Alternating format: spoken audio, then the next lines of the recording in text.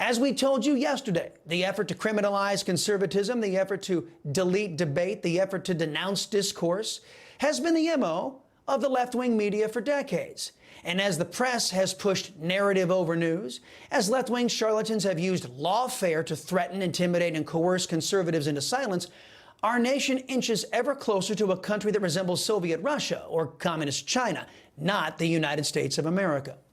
The seismic shift in media and what it means for you. That's our focus in today's preamble. After Fox News dumped Tucker Carlson, avowed socialists came out of the woodwork to celebrate the death of debate. Tucker Carlson is out at Fox News.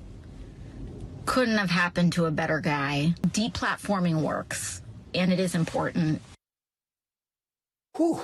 You see the vacuous leftist from New York labeled Tucker Carlson as a hateful man. Now, why? Because he didn't believe in surrendering his rights. I, a liberty-loving Latino, don't want to surrender my rights to the likes of a loudmouth leftist Latina like AOC. Because AOC thinks that opposing her is the crime. So she's perfectly comfortable with betraying the First Amendment to the U.S. Constitution. You know, that's an odd play for any member of Congress, to be sure. But it's perfectly consistent with the deranged left-wing mind. You can always tell the difference between those of us who are real Americans and those who are fakes. Even though I oppose Alexandria Ocasio-Cortez, I oppose the leftists on The View, I oppose Chuck Schumer and Mitch McConnell, I, as a superior conservative, would never advocate or celebrate the stealing of their First Amendment rights.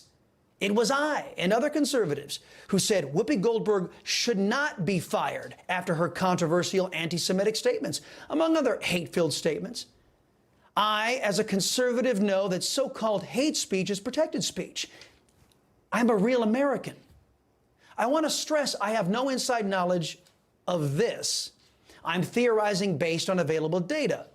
But I suspect that Tucker was fired because he was talking about the very subjects that my angry social media poster was ranting about.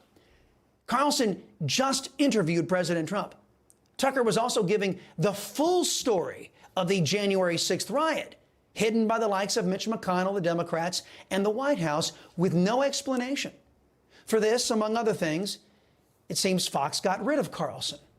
Fox has taken the Paul Ryan Never Trump editorial stance. Again, an odd play for an outfit calling itself a news operation. As a side note, we continue to ask at Newsmax and the Chris Salcedo Show for all of the January 6th footage. We're still waiting. But I have no desire to tell my beloved audience who they should vote for. Now, for me, I like Governor Ron DeSantis. I like President Trump. Those who are conservative or implement conservatism generally have my support. I have only one criteria, really. It's not that complicated. I only vote for those who will defend me and my family from the Democrats' attacks on my rights, security, and prosperity. That's why Mitch McConnell and his surrender caucus in the Senate are of no use to me or this country. It's probably why they don't appear on this program. Republicans in the surrender caucus look with disdain and derision at we conservatives. They certainly won't answer our questions.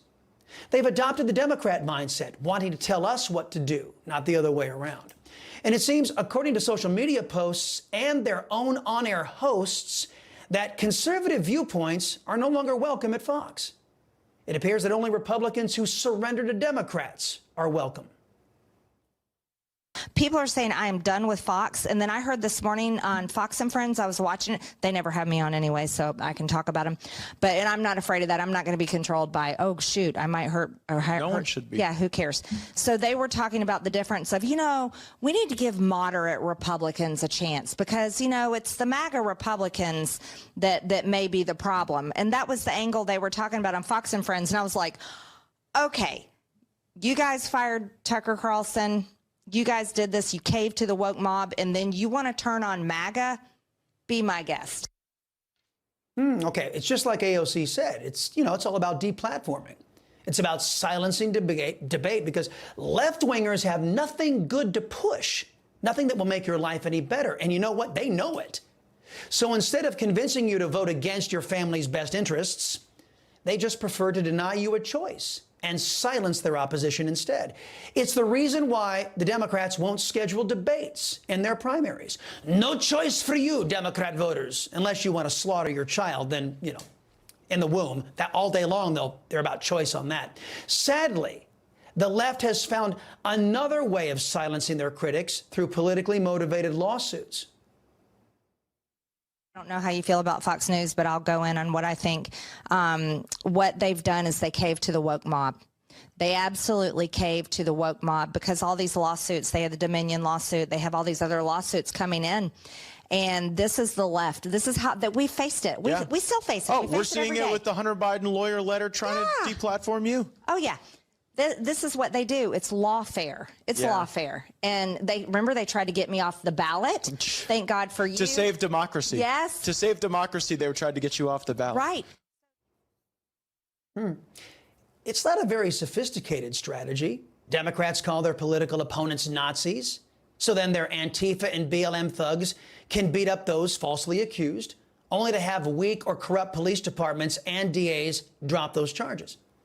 Let's say conservatives are threats to democracy, so Democrats think they could just throw conservatives off the ballot. Wait, isn't throwing somebody off a ballot the real threat to the republic, denying voters a choice?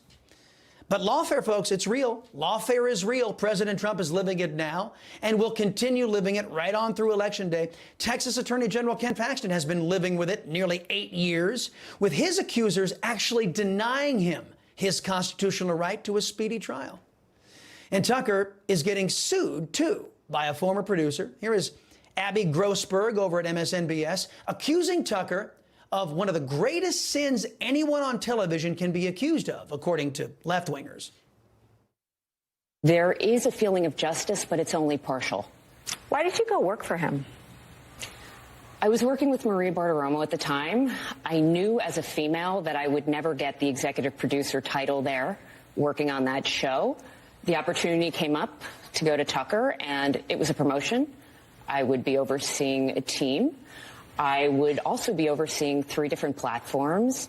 And I liked the staff, honestly, when I interviewed with them. And I was hoping that it would be more professional, and what he was portraying on air was just a show. And unfortunately, that wasn't the case. Wait, he was the same off air as he was on air. In other words, he was genuine. It wasn't an act. And in the minds of some, that's out of bounds. So Abby saw what was on the air at Fox with Tucker Carlson. She didn't like it, but she hoped it was all an act, so she took the job. Now, one might be able to excuse Abby for expecting libertarian or conservative hosts to be like, never Trump Republicans. The late, great Rush Limbaugh spoke at length about guys like John McCain, his former advisor Steve Schmidt, those who founded and populated the disgraced Lincoln Project. Other guys like Rick Wilson, George Conway, Stuart Stevens, Bill Kristol, and countless others who made careers writing about and espousing conservatism. But as President Trump was accomplishing what many of them claimed they wanted, they opposed him. So they weren't genuine.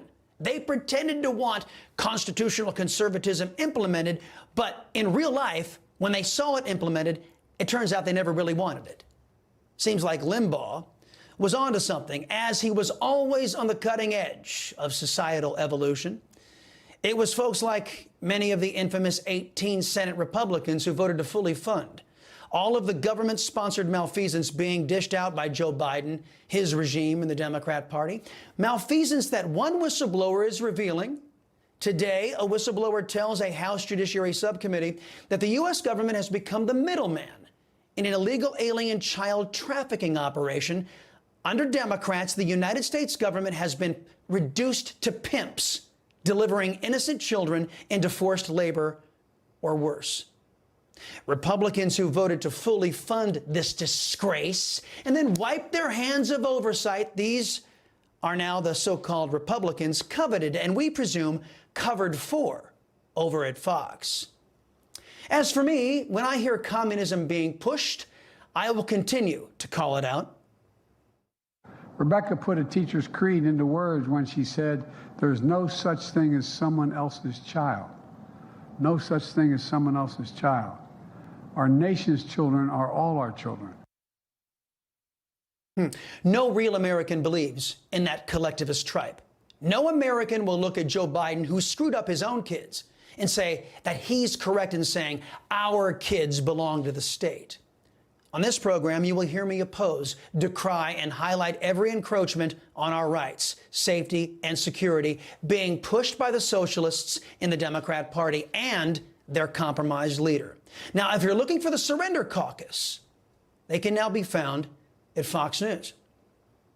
We've been talking about the big news, Fox firing Tucker Carlson. Now Newsmax is conducting a poll asking you if you think it was right for Tucker to be fired at Fox. We also want to know if you want Tucker back on cable TV. It's easy to vote. All you got to do is text the word PICK, P-I-C-K, to 39747, and Newsmax will instantly send the poll to your phone. It takes just a few seconds to vote, so let us know what you think. We actually care about what you think.